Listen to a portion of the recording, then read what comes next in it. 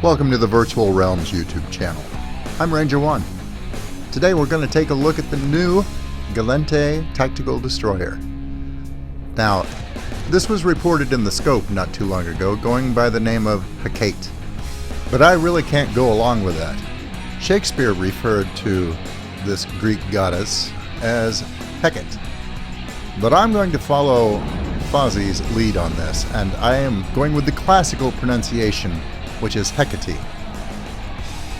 In ancient Greece, she was considered the goddess of magic, crossroads, the moon, ghosts, and necromancy.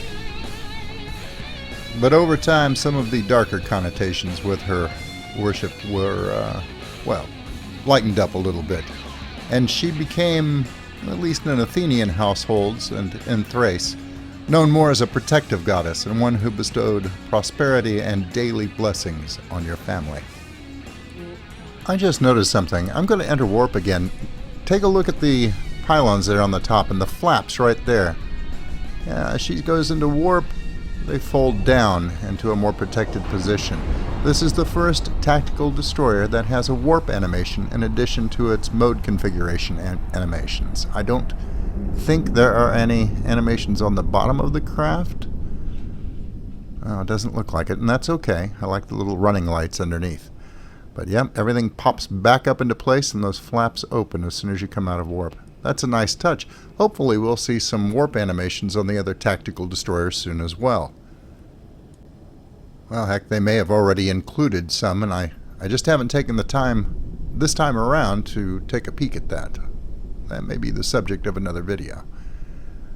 As we get back on station, let's go ahead and run her through her paces here. We're in defensive mode currently. Everything's folded down for the most part, tucked in nice and tight. I really like this design direction on some of the Gallente ships, this flying wing or manta-shaped hull. It's very sleek, very organic, and it looks really good, especially when they maneuver. Now here's sharpshooter mode, where everything opens up, sensors pop out, which among other things gives it a nice bonus to optimal range. That looks good. It's got that little geositic dome that is revealed underneath those flaps. That's kind of becoming a theme with a lot of the sensors on various ships in EVE. And the last mode here we'll go into is their propulsion mode.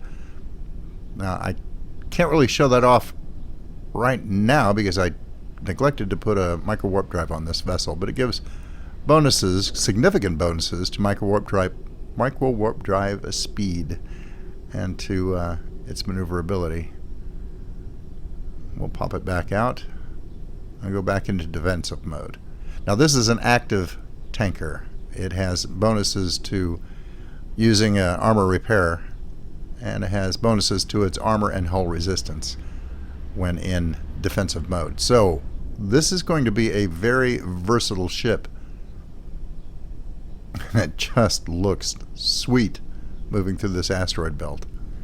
Now one thing to keep in mind, since its armor repair bonus is to increase or, well, decrease the duration of the armor repair cycles, it is going to burn through a lot of cap when you're running that armor repair.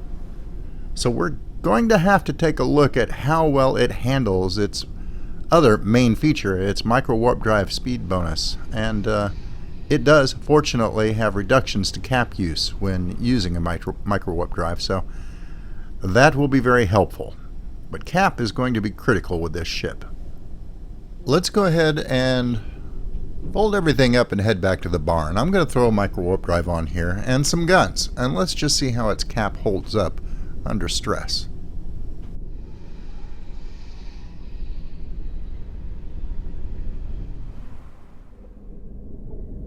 Okay, I've thrown a micro warp drive on, and we've got a full complement of 5 neutron blasters on.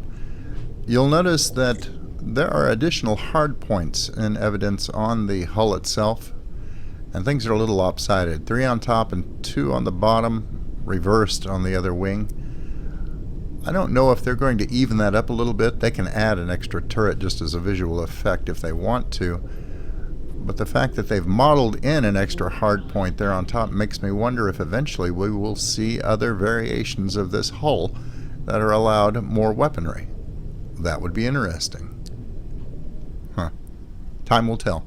Alright, back out to an asteroid belt. I'm just going to target an asteroid and kick in the micro-warp drive, fire the guns, and we'll see how it holds up. Now, all I have on the ship right now is a Tech 2 micro-warp drive and the Tech 2 blasters. So this isn't going to give you a good idea of how it's going to be able to run everything, including its armor repair. I think you're going to have to mount a cap booster on this vessel for most circumstances, or you're going to have to be very picky about running one or the other, and more than likely that's going to be the situation. Let's go ahead and we'll head over toward that Veldspar asteroid and shoot big holes in it. Such a graceful ship. Okay, let's go ahead. We're in defensive mode. Let's fire up the micro-warp drive, see what our speed is. Looks like it's going to top out at just under 1,600 meters per second. And let's go ahead and put it in propulsive mode. And, whoa, here we go. 2,500. Very nice. Very, very nice. And very agile. We're keeping up our speed rather well in this fairly tight orbit. That's going to be important. Look at this thing go. I would hate to see this thing in orbit around my vessel underneath my guns. That would just suck. Alright, and we're going to start firing. Cap doesn't seem to be much of an issue, even when firing antimatter and running the micro-warp drive. So, well, I guess we'll have to see. That armor repair is going to drain an awful lot from it, though. So, my earlier assessment still stands. But it's not taking as big a hit right now as I thought it would under this partial pressure. This thing can move. Very agile. Very, very nice. Alright, we'll get a little range, swing it back in again. Now, perhaps the Gallente ship designers that named this vessel were still keeping in mind Hecate's darker aspects, because this is a wicked ship. I think it's possibly the neatest and nastiest tactical destroyer that's been designed so far. Alright, we'll head back toward our target. Build speed very quickly, very nicely, good acceleration. As we get in a little closer, let's go ahead and switch modes to defensive mode, which is going to slow us down. Get our weapons primed and ready. Changing course a little bit, interesting. And go ahead and lock it up.